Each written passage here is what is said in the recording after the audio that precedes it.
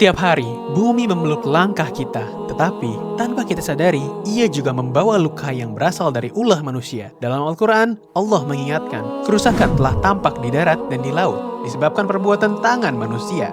Quran Surat Ar-Rum, ayat 41. Ayat ini menjadi tanda bahwa kerusakan lingkungan bukan takdir, tetapi akibat, dan setiap akibat butuh diperbaiki. Alam adalah amanah.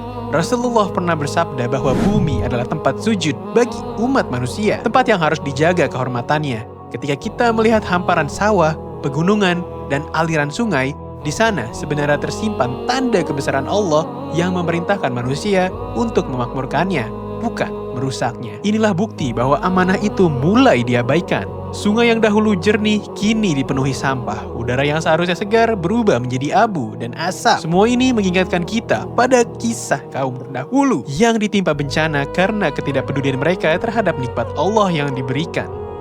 Kerusakan bukan hanya masalah lingkungan tetapi masalah iman. Hal-hal yang kita anggap sepele bisa menjadi sebab besar kerusakan.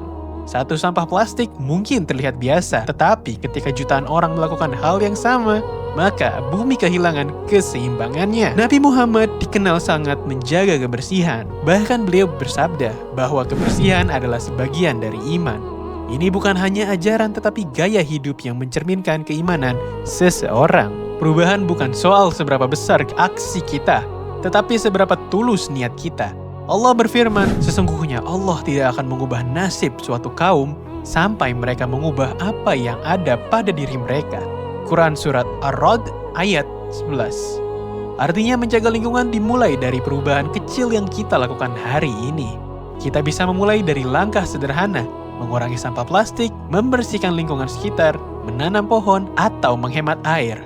Rasulullah memberi contoh melalui kehidupan beliau yang penuh rasa hormat terhadap alam. Bahkan dalam perjalanan, beliau melarang sahabat menebang pohon tanpa kebutuhan. Setiap tindakan kecil adalah sedekah pada bumi.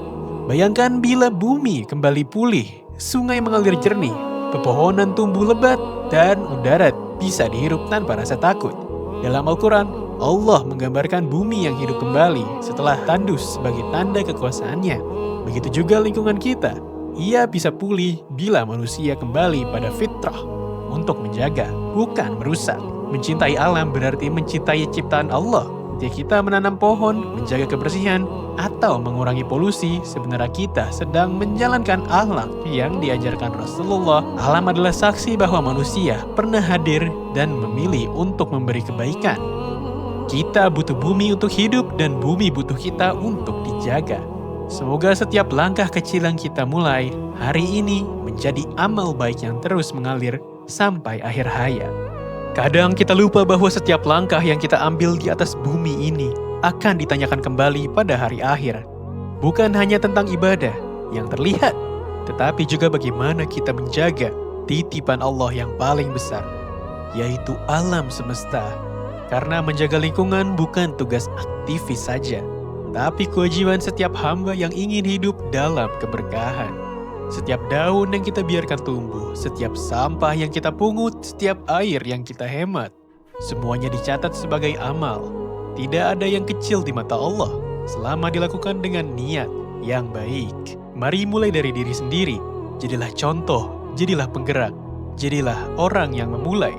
Jangan tunggu orang lain, jangan tunggu bencana datang. Hari ini, sekarang, saat ini, kita punya kesempatan. Dan kesempatan itu tidak selalu datang dua kali. Jika kita ingin negeri yang lebih baik, udara yang lebih bersih, sungai yang lebih jernih, maka kita harus menjadi generasi yang berani berubah. Generasi yang tidak hanya memikirkan hari ini, tetapi juga anak-anak yang akan hidup setelah kita. Bumi adalah amanah, dan amanah adalah cermin iman. Semoga langkah kecil kita hari ini menjadi cahaya yang menerangi masa depan. Wassalamualaikum warahmatullahi wabarakatuh.